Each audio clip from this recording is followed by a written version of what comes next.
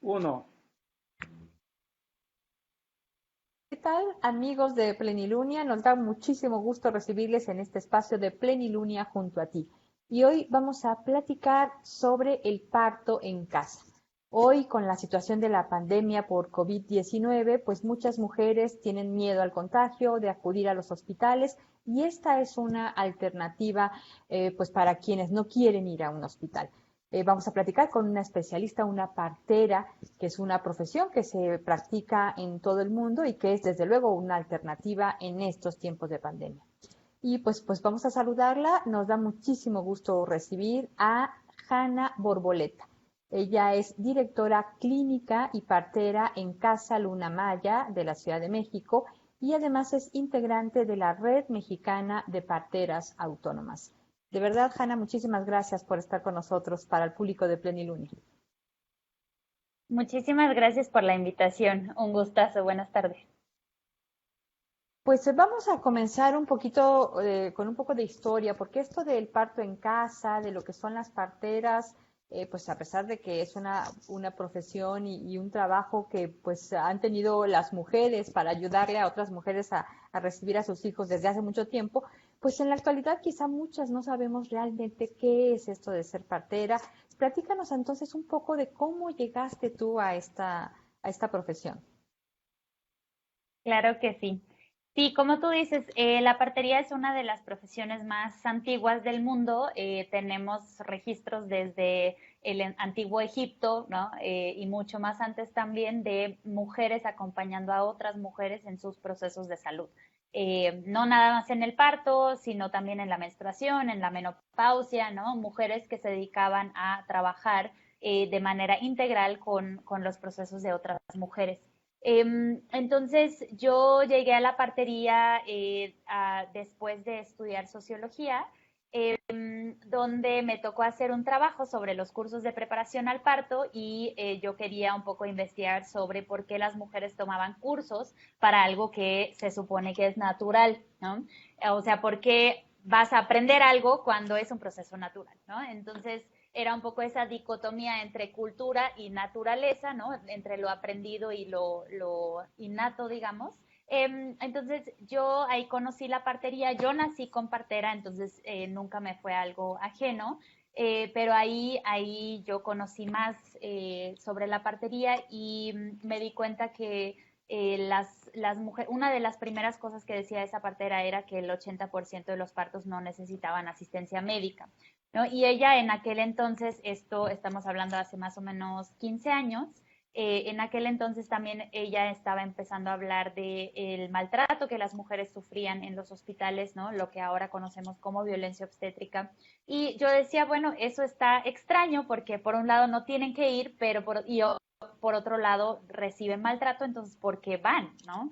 Y también desde el movimiento feminista hablábamos mucho pues sobre el cuerpo, sobre la sexualidad y tal, pero hablábamos poco sobre la partería, ¿no? Y sobre otras alternativas al sistema médico hegemónico, voy a decir. Entonces yo salí de esa carrera y decidí estudiar partería. De ahí mi camino fueron varios años porque hay pocas opciones en cuanto a estudiar partería, hay pocas escuelas que den cédula, ¿no? Entonces en México el camino a la partería es diverso y muchas veces muy difícil, ¿no? Entonces yo trabajé con varias parteras, yo me formé siempre como aprendiz de otras parteras y al final terminé mi formación con Cristina Alonso, que es la fundadora de Luna Maya, que es la casa que ahora yo coordino. Eh, y ella forma bajo un modelo que es estadounidense en el sentido de los requisitos, digamos, que tienes que completar para graduarte a falta, digamos, de un modelo oficial mexicano, ¿no? Si bien muchas parteras forman, ¿no? En ese modelo de mentora y aprendiz, no hay nada oficial que diga, tienes que haber atendido tantos partos, tantas consultas, etcétera. En Estados Unidos sí existe, entonces nosotras nos basamos en ese modelo, sin embargo, no, digamos, la certificación en Estados Unidos no tiene una validez legal en México porque no hay una homologación, ¿no? Entonces así terminé yo de formarme y así fue como yo me hice partera. Ana, y en este momento, como lo comentábamos con la situación de la pandemia por COVID, ¿sientes que está habiendo una mayor demanda de las mujeres por los partos en casa? ¿Tienes algunos datos por ahí? Sí, definitivamente hay muchas más llamadas de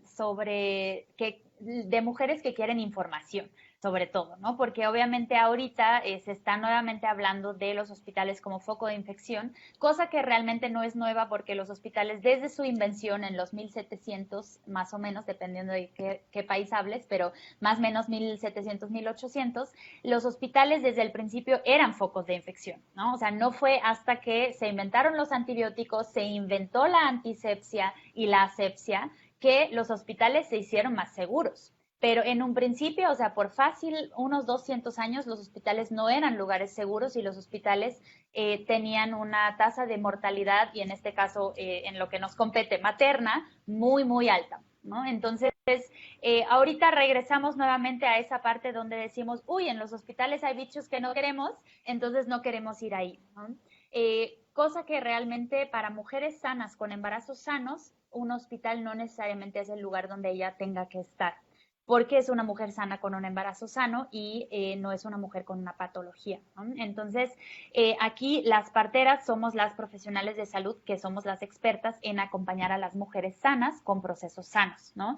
Una o un obstetra sería la persona a la que tú ves con una patología, ¿no? O sea, eso sería, digamos, la diferencia. Entonces, ahorita, como tú decías, nadie quiere ir a un hospital, hay mucha mayor demanda de información sobre parto en casa, sobre las parteras, la partería, ¿no? ¿Dónde puedo encontrar una partera? Yo no quiero ir a un hospital, ¿no? Entonces sí hay mucha más conversación, o sea, desde las mujeres mismas que están buscando sus familias, ¿no?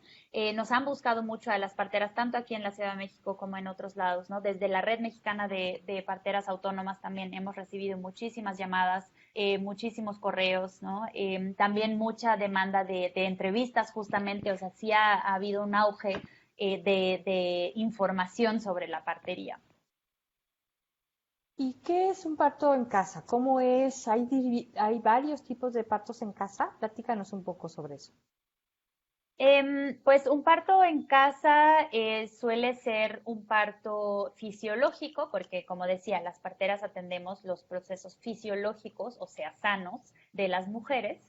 Y en general, como les decía hace un ratito, el 80-85% de mujeres de cualquier población son mujeres sanas y deberían poder parir con partera. No necesitan un quirófano al lado, ¿no?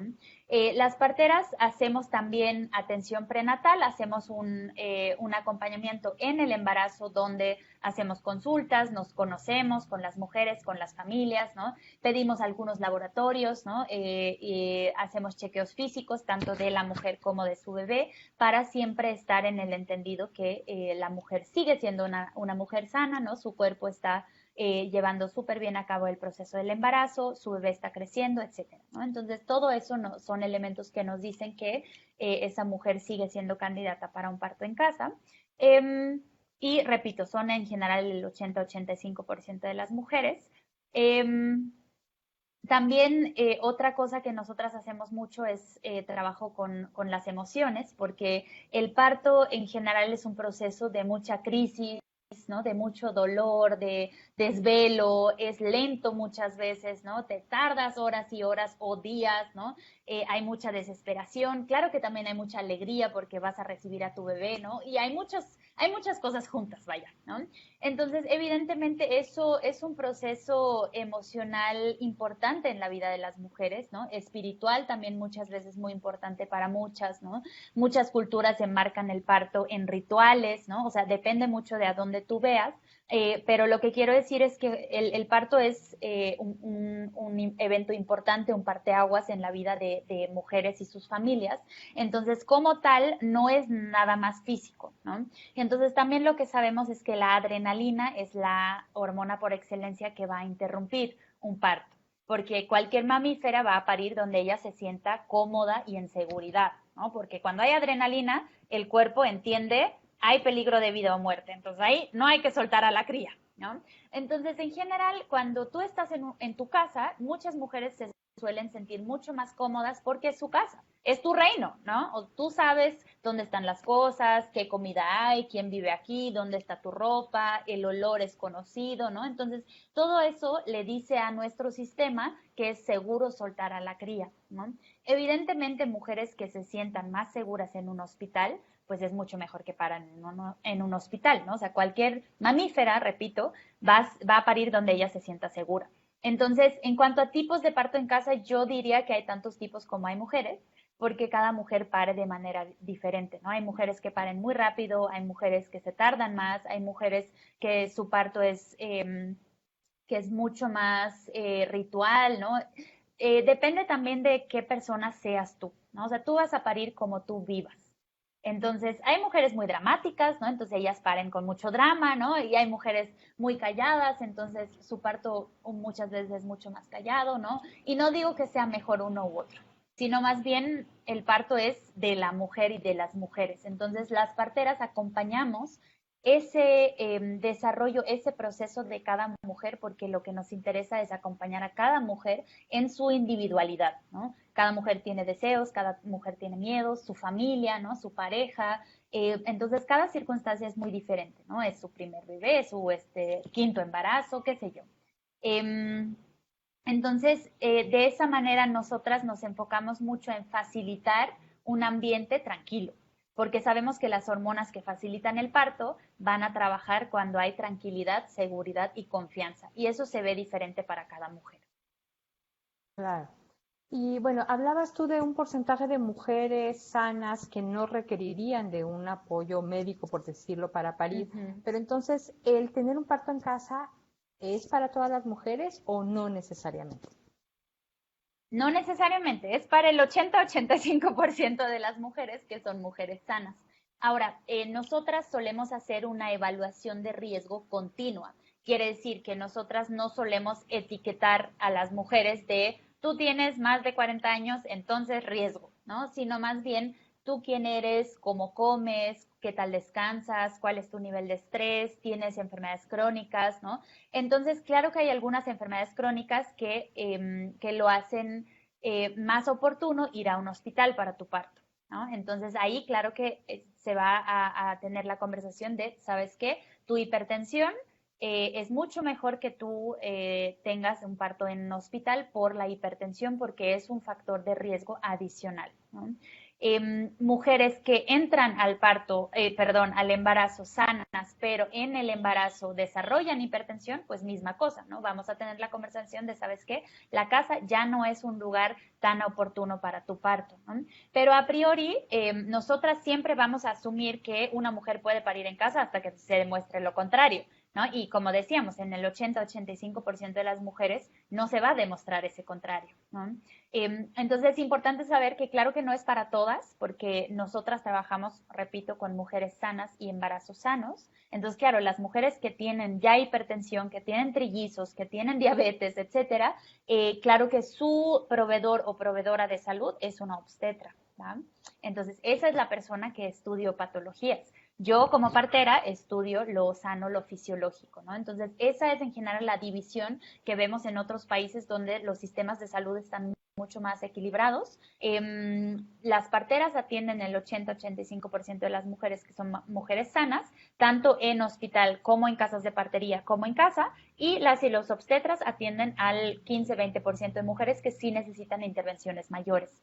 ¿Ah? Entonces, de esa manera, el sistema de salud en general está mucho más equilibrado, nadie tiene demasiado trabajo, ¿no? Hay menos intervenciones, hay menos tasa de cesáreas, etcétera. Y bueno, ¿qué pasa ya cuando una mujer que, bueno, ha llevado todo de manera sana, como dices, sin riesgos identificados, pero ya para el momento del parto en casa, ¿cuáles son los riesgos que puede tener una mamá, una mujer que está con el parto, bueno, que se ha programado para casa? A priori hay, digamos, cuando hablamos de parto en casa, siempre hablamos también de la posibilidad de tener un traslado al hospital. Cuando nosotras hablamos de traslado al hospital, quiere decir que el parto en casa por alguna razón ya no puede ser en casa y hablamos de dos tipos de traslados. Uno es el traslado de emergencia y el otro es el traslado de no emergencia. ¿Va? Aquí, por ejemplo, el grupo de parteras y aprendices con el que yo trabajo en Luna Maya, nosotras tenemos una tasa de traslado dependiendo del año de 10 a 15%. Ahora, de ese 10 a 15%, un 98.5% son traslados de no emergencia. Los traslados de no emergencia suelen ser los traslados que más hacemos las parteras, tanto aquí en México como en otros países, y son traslados que hacemos porque el parto se estanca. O sea, no hay un peligro inminente, digamos, para la vida de la mujer, de su bebé, sino el parto nomás no avanza, ¿no? O sea, hemos intentado muchas cosas en casa, que posturas, que movimiento, que calor, que masaje, que desbloqueo energético, que la tina, que el agua caliente, que sacar al marido, meter el marido, ¿no? Ya se encerró sola en el baño a llorar, o sea, mil cosas como para desbloquear lo que esté bloqueado y la mujer tiene contracciones, pero su bebé no desciende, ella no dilata, ¿no? Por razones que no siempre sabemos. Entonces ahí vamos al hospital, pero tranquilamente porque el tiempo no es un factor, ¿va?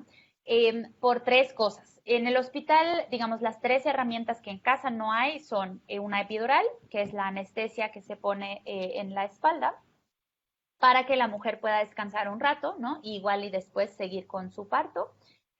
Oxitocina sintética, como para acelerar las contracciones, por si ya no hubiera contracciones y no hubiera manera de regresarlas, o bien una cesárea. ¿Va? O sea, esas son las tres intervenciones que en casa no hacemos por el riesgo mayor que conllevan cuando las haces. O sea, así tú tuvieras una mejor amiga que es anestesióloga, ella no te podría poner la epidural en tu casa porque necesitas un monitoreo mucho más frecuente de tu bebé sobre todo y un quirófano cerca por si tu bebé tuviera alguna reacción adversa. ¿Va?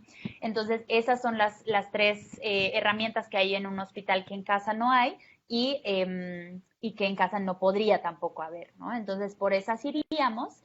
Repito, esos son los traslados que más hacemos. Ahora, emergencias, que nosotras como parteras en casa veamos emergencias es muy raro porque uno, trabajamos con mujeres sanas y embarazos sanos y dos, nosotras no solemos meternos, voy a decir, con el proceso, ¿no? En general, un proceso fisiológico y sano no se suele complicar de un minuto al otro cuando tú lo dejas en paz. Los estudios, tanto ¿no? internacionales como también mexicanos, nos han demostrado que mientras más tú te metas con el parto y mientras más tú modifiques el parto, más complicaciones va a haber, que después tendrás que resolver, ¿no? Entonces, las parteras vemos menos complicaciones que en un hospital porque, para empezar, no nos metemos. O sea, hacemos Como por puras ejemplo, intervenciones. lo que Ajá. decías de que te inyectan hormonas para acelerar el parto, por ejemplo, en el hospital es muy común, Sí, ¿no? La sí. oxitocina, ¿no? Ujú. Exacto, sí, esa cascada de intervenciones, ¿no? O sea, así se ha llamado en los estudios también, justamente es, empiezas con una cosa porque son recetas, digamos, ¿no? O sea, a todas las mujeres les va a ir, vayas tú, nos... Hanna, estamos teniendo algunos problemitas con tu señal, tanto del video como del audio. Eh, Permítenos un momento para ver si podemos restablecer. Si quieres intentar hablar nuevamente, a ver si tenemos. A ver, sí, es que se nos fue Hola. tu imagen, ajá, sí, se nos fue tu imagen y tu audio. Pero estabas hablándonos de estas recetas, ¿no? Por decirlo de alguna manera, que Sí, utilizan en los hospitales, ¿no? sí, porque suele ser una atención no basada en la individualidad, ¿no? Sino paso uno, paso dos, paso tres, igual para todas. Entonces, esa cascada de intervenciones de yo llego al hospital, me ponen oxitocina, me canso mucho porque son contracciones artificiales, digamos, no es algo que mi cuerpo hubiera hecho así. Entonces me canso mucho, me duele mucho, pido epidural, digo ya no puedo más, me ponen la epidural baja la frecuencia cardíaca de mi bebé y me dicen cesárea porque ese bebé ya no está bien o esa bebé, ¿no? Entonces, ahí un ejemplo de cómo puedes llegar a la cesárea, digamos, o a veces a cesárea de emergencia porque empezaste a meter mano, digamos, en el proceso. Las intervenciones no son malas, digamos, como categóricamente hablando, sino son malas o ineficaces cuando se usan de manera rutinaria, ¿no? Entonces, tanto la norma de atención al parto, la norma mexicana, la norma 007 de atención al parto, como muchos documentos de la OMS, por ejemplo, el documento de la OMS de recomendaciones para un parto positivo, todos esos documentos hablan de usar intervenciones de manera oportuna y no rutinaria. Quiere decir de basar la atención en la individualidad de cada mujer, cosa que en este momento ni en México ni en el mundo, digamos, está sucediendo en los hospitales y en el sistema de salud. Entonces, ahí, claro que tú como mujer sana en un hospital tienes muchos riesgos de tener esas intervenciones innecesarias y también tener cesáreas innecesarias. Eso también puede llevar a problemas de salud, en la salud reproductiva futura, por ejemplo. Entonces, creo que también cuando hablamos de riesgos, se tienen que hablar de los dos lados, ¿no? O sea, de los riesgos tanto en casa como en el hospital, ¿no? Porque ciertamente el parto es un evento que no es sin riesgo. Es un poco como cuando hablas de qué tipo de transporte usar, ¿no? Si usar un carro, usar una bicicleta, usar transporte público, ¿no? ¿Qué es mejor? Pues depende mucho de quién seas tú y con qué riesgos tú estés dispuesta a vivir, ¿no?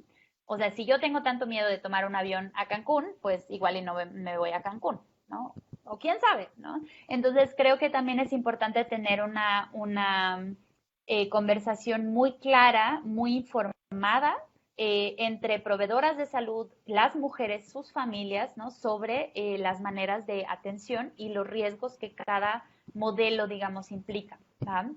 Y hace rato que me preguntabas de los traslados, y bueno, que empezamos a hablar de traslados de no emergencia, traslados de emergencia.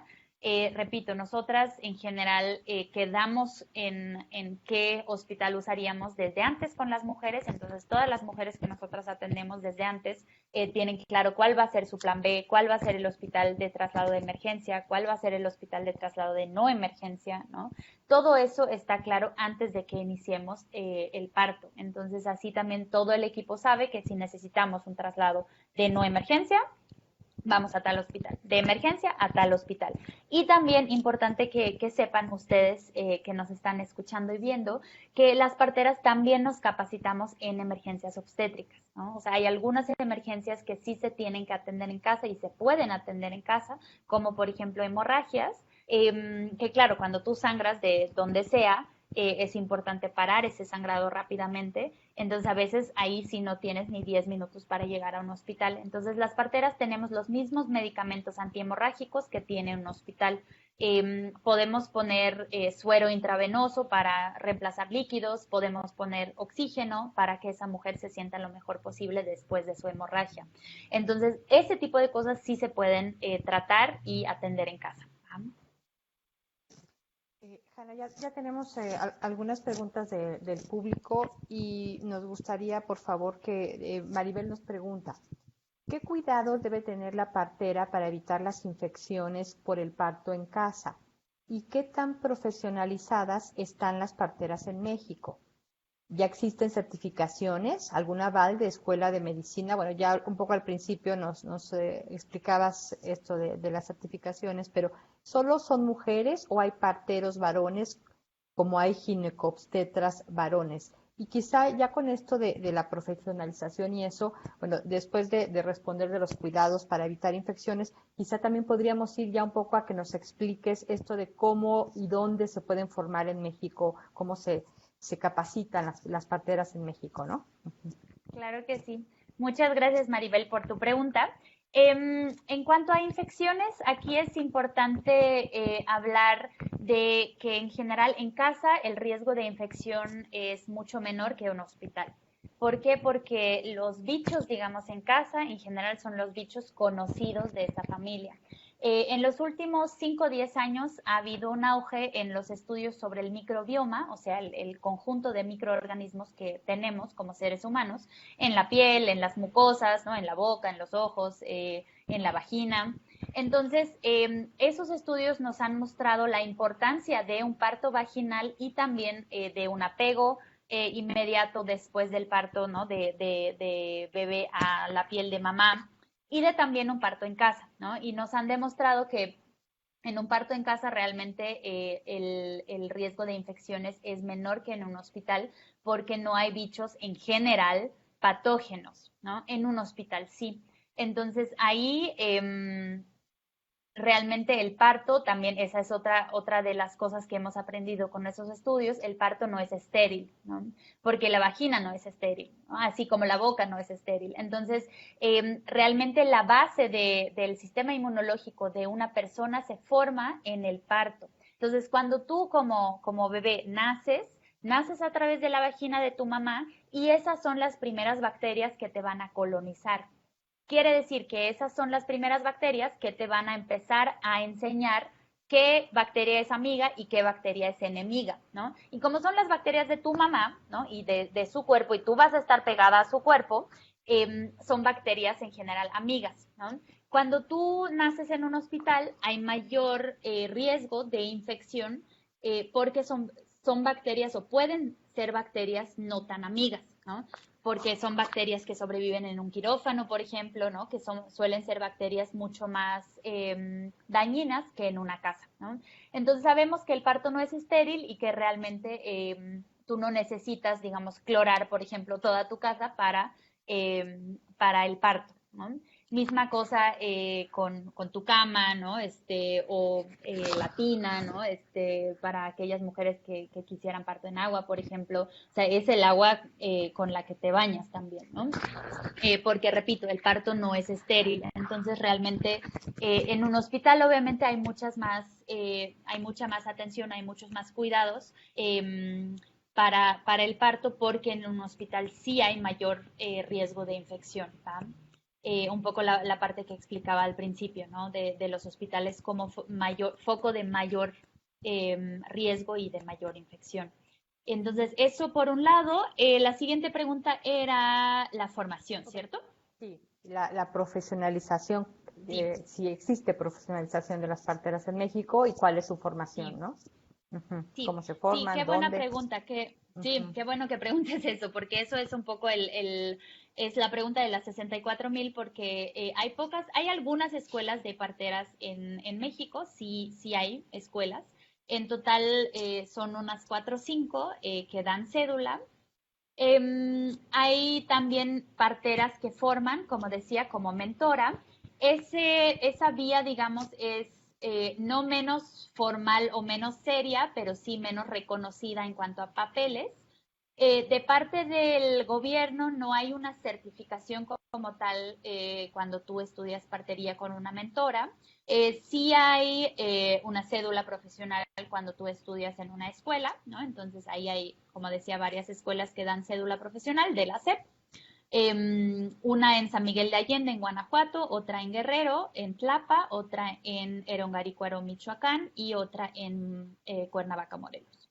¿Va? Entonces, esas son las escuelas de parteras. Hay otros proyectos, entonces si aquí nos escuchan de otros proyectos de partería, díganos también, porque sí ha habido a lo largo de los años proyectos, ideas, ¿no? De echar a andar otras licenciaturas, carreras técnicas, etcétera. Hasta donde sé, todavía no hay otra, aparte de las que acabo de mencionar, que esté echada a andar, pero igual, ¿no? Siempre hay proyectos en el tintero. Entonces, ahí va la cosa. Esas son ahorita las 4 escuelas que dan una cédula. Ahora, el camino de formarte con mentora en general suele ser, repito, igual de serio, porque tú estás con tu mentora en los partos, en las consultas. Tu mentora te va a hacer exámenes, vas a entregar tareas, ¿no? O sea, porque obviamente hay mucho que aprender, que leer, que estudiar. Sin embargo, desde el gobierno mexicano no hay una forma de certificar esos conocimientos. Lo que sí hay desde hace poco, desde el año pasado, es una certificación independiente de un organismo que certifica competencias. Entonces, ahí sí se pueden, si tú ya eres partera, por ejemplo, partera tradicional, ¿no? Que aprendiste con mentora, tú puedes certificar tus competencias con ese organismo independiente. Entonces, si ahí nos están escuchando parteras que quisieran hacer eso, échenme un grito, y las pongo en contacto con la partera que está promoviendo esa certificación. Repito, no es una certificación desde el gobierno, pero sí es una certificación independiente de competencias en partería. Entonces, hayas aprendido donde hayas aprendido, ahí te puedes certificar. Y entonces, ¿no existe todavía un aval de alguna escuela de medicina para las parteras? Y si ya también hay varones que Mm. participan como parteros o solo son mujeres. Mira, hay pocos hombres, sí hay parteros, pero son la minoría. Son la minoría. Desde el gobierno, lo único que es parecido a partería, pero no tiene el nombre de partería, es una carrera en enfermería y obstetricia. Sin embargo, las enfermeras obstetras que yo conozco que trabajan como parteras, se han formado después de su licenciatura con otras parteras, en general en casa, y han tomado ese camino de aprendiz y mentora para ellas poder ejercer como parteras en casa. Entonces, no, o No. sea, la respuesta es, digamos, desde escuelas de medicina no hay ningún aval hacia la partería. Aquí hay varias preguntas que pueden estar relacionadas. Shay Sí, Falcón dice, aquí en México se tiene la opción de tener un parto en casa, pero antes de que acabes de contestar, dice otra persona más, dice, ¿cuántas personas trabajan en un parto en casa y cuánto cuesta para ir en casa? Entonces, si se puede aquí sí, en México, ¿cuántas sí, personas trabajan en un parto en casa y cuánto cuesta? ok. Depende, digamos, cuántas personas, o sea, el equipo depende mucho de cada partera. Yo conozco parteras que trabajan, por ejemplo, dos, tres parteras juntas. A veces, o sea, en general casi siempre somos tres, a veces cuatro, o sea, raras veces cinco, también raras veces solamente una partera. O sea, es muy raro que solo vaya una partera. O sea, en general casi todas las parteras tienen por lo menos una asistente, ¿no? Aunque sea. Pero casi todas oscilan entre tres, cuatro, a veces cinco personas. Depende mucho de cómo trabajes. Hay parteras que trabajan con dulas, por ejemplo, hay parteras que tienen aprendices, hay parteras que no tienen aprendices, pero sí asistentas, hay parteras que trabajan con otras parteras, ¿no? Entonces depende mucho de qué modelo y qué es lo que también haga sentir cómoda a cada partera, pero repito, en general oscila entre tres y cinco personas las que estarían presentes. En cuanto al parto en casa, también importante aquí saber que las parteras nos formamos en atención a la mamá y también a su bebé. Entonces, en general, las parteras no vamos a necesitar una neonatóloga en el parto en casa, porque justamente nos capacitamos en la atención a la salud de tanto mamá como bebé. Y hacemos el examen pediátrico básico, que es el mismo examen que se les hace en cualquier hospital también. Y en cuanto a costos, también depende mucho a donde tú vayas, o sea, no es lo mismo un parto en casa en la Ciudad de México que obviamente en un pueblo, por ejemplo, ¿no? Aquí también importante conversar de esa parte que la partería es un servicio privado, tanto en la Ciudad de México como en algún pueblo, porque el gobierno justamente no ha integrado la partería al sistema de salud, entonces tú no tienes manera de hacer válido, digamos, por ejemplo, tu afiliación al IMSS e ir con una partera, ¿no? Desgraciadamente. Entonces, siempre es un pago, digamos, extra, ¿no? Y eso es obviamente un gran punto que estamos conversando también desde la Red Mexicana de Parteras Autónomas, ¿no? De cómo hacer ese servicio posible y accesible para muchas más mujeres, ¿no? Pero repito, o sea, caro o barato siempre es un servicio privado. En general, en las ciudades, o sea, ciudades, voy a decir ahorita, Ciudad de México, Puebla, Pachuca, Guadalajara, Monterrey, Mérida, ahí los partos en casa suelen oscilar entre 10 y 20 mil pesos, que si ustedes lo comparan con un hospital privado, ¿no? Un poco comparando servicios privados, es en general la mitad de lo que va a cobrar un hospital privado.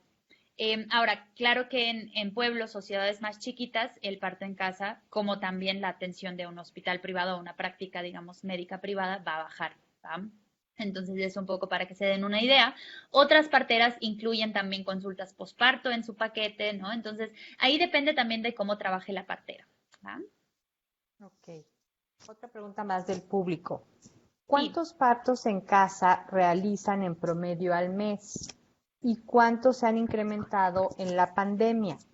¿Las Ujú. cesáreas son innecesarias? ¿En qué casos? Porque Sí. la Organización Mundial de la Salud recomienda cierto número de cesáreas y por lo que sé, aquí en México siempre estamos muy por encima, ¿no?, de lo recomendable. Correcto. Sí, a ver, la primera parte era cuántos partos atendemos al mes. Ahí va a variar también de cada partera. Yo un poco les cuento de lo que yo hago. Yo en general atiendo entre 3 y 7 al mes. 3 y 7 al mes, evidentemente en hospitales se atienden muchas veces 3 a 7 en 24 horas, pero aquí recalco y rescato mucho la parte de que nuestra atención es una atención personalizada. Entonces, si el parto dura 2 días, nosotras vamos a estar con esa mujer 2 días en su casa, ¿no? Acompañándola, haciéndole de comer, haciendo masajes, ¿no? Checando su bebé, etcétera. O sea, es un acompañamiento personalizado, ¿no? Y nosotras no hacemos rotaciones de cada 24 horas, ¿no? Entonces estamos con la mujer y su familia todo el tiempo. Entonces, obviamente, y después de la atención del parto, nosotras hacemos consultas postparto también en casa, como para seguir acompañando la lactancia, la recuperación postparto, si hubo un desgarre perineal, por ejemplo, checar también cómo evoluciona, la integración emocional, ¿no? De ese evento, de una integrante a la familia, etcétera. Entonces, todo eso obviamente hace que la atención sea muy integral y abarque el proceso desde el embarazo, el parto y el posparto, ¿va? Entonces, cuando hay 3 a 7 partos al mes, pues todo eso conlleva. ¿Cuánto ha aumentado? También depende un poco de cada grupo de parteras. Sobre todo en mayo, junio, julio, muchas parteras tuvimos muchos más partos. Eh, Septiembre, ahorita agosto también varias parteras tuvieron más partos, septiembre, octubre también. O sea, realmente sí ha aumentado, sin embargo, creo que ahí también es importante que conversemos sobre la parte de no es fácil parir en casa porque vivimos en una sociedad que no fomenta el parto en casa, donde hay mucho miedo al parto en casa, ¿no? Si de por sí hay mucho miedo al parto en casa, pues ahora hay miedo por todos lados, ¿no? Entonces no es fácil. Hablando de las hormonas que se necesitan para parir, pues son hormonas en un lugar donde tú estás tranquila, y obviamente ahorita muchas mujeres en el mundo no se sienten tranquilas, ¿no? Entonces el parir sí se ha vuelto complejo, digamos. ¿Cómo sueltas a tu cría ¿no? en un momento donde sientes inseguridad, ¿no? Incertidumbre? Entonces, es la parte de las mujeres buscando opciones para parir o buscando opciones diferentes. Claro que hay mucha más demanda de información, pero no necesariamente todas las mujeres deciden después parir en casa. Uno, por ese miedo, ¿no? Porque ahora hay miedo al hospital, pero al final no pares en casa o no quieres parir en casa porque te convenza parir en casa, solo porque tienes miedo al hospital. ¿Sí me explico? Claro, ajá. Entonces, ahí, claro que la convicción no es la misma, ¿no? Y el otro tema, sí, desgraciadamente, es también el dinero, ¿no? Porque muchas mujeres nos hablan y nos dicen, oye, yo me iba a ir al IMSS y ahora quiero parir en casa, ¿cuánto cuesta, no? Y por muchos descuentos que nosotras como parteras podamos hacer, evidentemente nosotras, uno, también tenemos que vivir de esto, ¿no? Las que coordinamos equipos, pues también tenemos que pagarles a nuestros equipos y hay mujeres que de todos modos no pueden pagar algo aparte, ¿no? Porque pues no habían ahorrado nada, ¿no? Muchas han perdido trabajos, ¿no? Iban a ir al IMSS, ¿no? Y ahora pues se quedan sin opciones. Entonces es una situación muy, muy compleja y muy desafortunada porque tampoco desde el gobierno ha habido un acercamiento hacia las parteras o a la red mexicana, por ejemplo, de parteras autónomas, como para conversar de una colaboración para atender a todas esas mujeres. Y la siguiente pregunta era Sobre las cesáreas las innecesarias, cesáreas. Sí, ¿en qué casos? ¿En qué casos son innecesarias? sí. La OMS te recomienda, o sea, a ti como país, digamos, que tengas una tasa de cesárea de no mayor al 15%. Porque lo que se ha visto es que más allá del 15%, la cesárea no salva vidas ni tiene beneficios. Obviamente también una tasa de cesárea del 2%, como hay en algunos países en África, es demasiado pocas cesáreas, ¿no? Hay una serie muy importante para aquellas personas que se quieran clavar en esto. Hay una serie muy importante e interesante de una revista médica que se llama The Lancet, de Inglaterra, donde justo hablan de cuidados maternos, atención materna, partería, y ahí dicen mucho esa parte de las mujeres y sus bebés tienen problemas y complicaciones cuando hay demasiada atención demasiado pronto o demasiado poca atención demasiado tarde. Y en México, en algunas regiones estamos aquí, demasiado poca atención demasiado tarde, y sobre todo en las ciudades estamos en demasiada atención demasiado rápido. ¿No? Las mujeres en ambos casos tienen complicaciones y o muerte. ¿Va?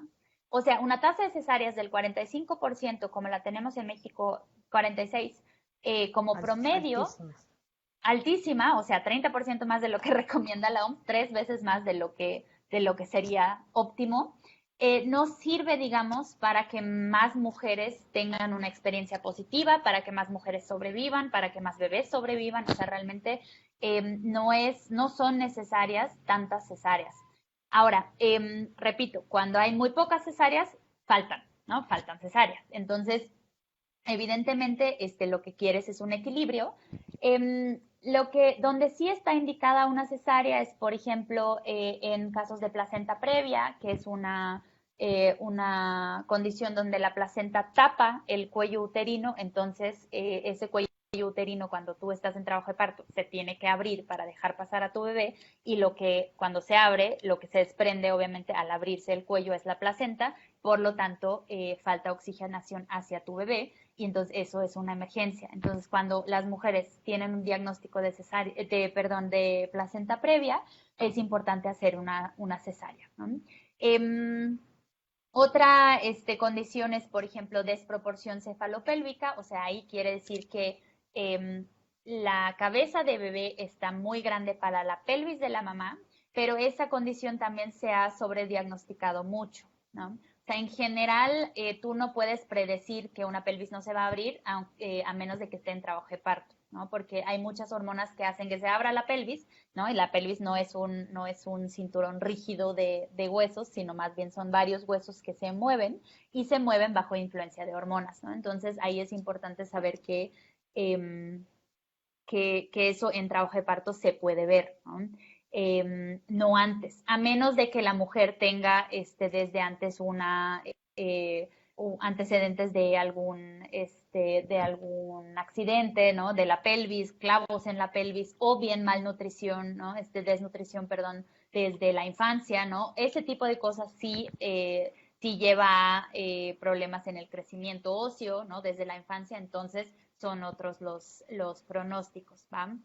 Claro. Eso ahí también está indicada la cesárea. También cuando hay una pérdida de bienestar fetal, ¿no? Entonces, si tú estás en trabajo de parto, sea en tu casa, sea en el hospital, si tu bebé empieza a mostrar señales de ya no estarla pasando bien, y no necesariamente sabemos por qué, ¿no? O sea, ahí también es real que a veces no sabemos por qué ese bebé ya no la está pasando bien, pero nos estamos dando cuenta por su frecuencia cardíaca que ya no la está pasando bien, entonces también es importante darle salida a esa bebé o a ese bebé lo más rápido posible. Claro.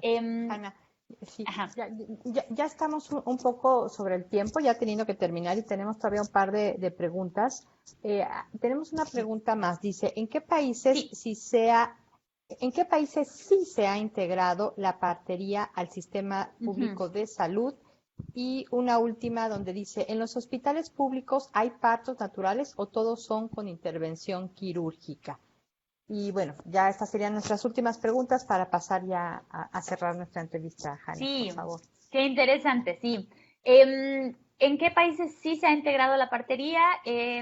Mira, en la mayor parte de países europeos, en general, tú como mujer sana, por ejemplo, en Inglaterra, en Dinamarca, en los países nórdicos, en Alemania, Francia, tú como mujer sana vas con una partera, repito, ya sea en hospital, en casas de partería o en casa, ¿no? O sea, ahí en general, como las parteras son parte del sistema de salud, ellas trabajan en esos tres lugares.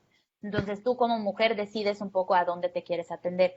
Misma cosa en Australia, Nueva Zelanda, Japón, algunos otros países asiáticos. En Latinoamérica, Chile sobre todo, tiene bastantes parteras integradas al sistema de salud. Argentina también, aunque también las parteras argentinas y chilenas hablan mucho de la sobremedicalización también por parteras, ¿no? en el sistema de salud, tiene que ver mucho con la historia pues, de esos países y de la formación de esas parteras, ¿no?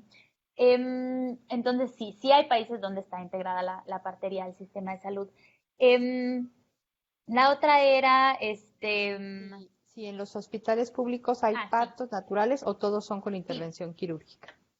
En los hospitales públicos, por una cuestión de presupuesto y de dinero sobre todo, son de hecho los hospitales donde más partos vaginales hay. Yo diría aquí es importante también las palabras parto natural, porque ¿qué entendemos por parto natural? Si entendemos solamente que salió de la vagina o si entendemos que un parto sin intervenciones, ¿sí? Entonces ahí les dejo un poco la reflexión.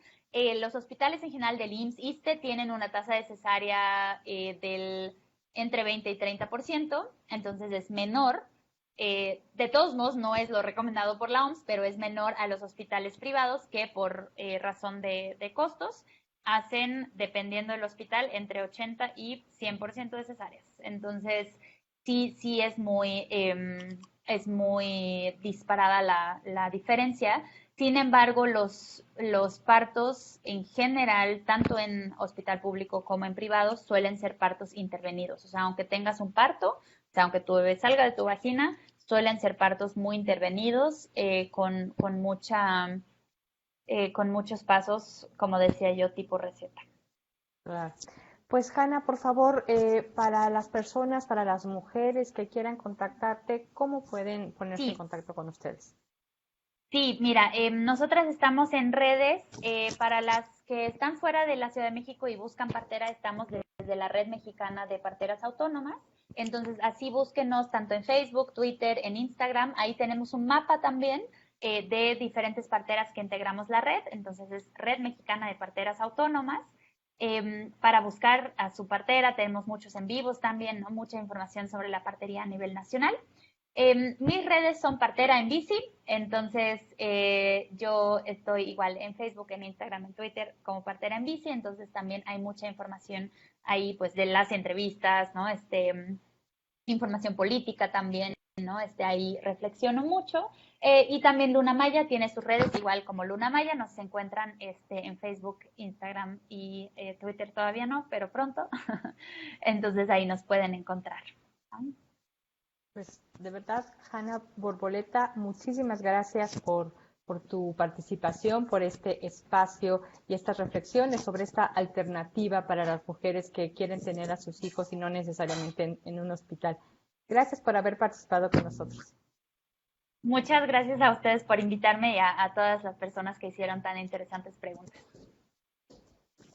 Gracias a ustedes, amigos de Plenilunia, y ya saben que cada jueves en Plenilunia junto a ti con los temas que más les interesan para la salud. Hasta la próxima.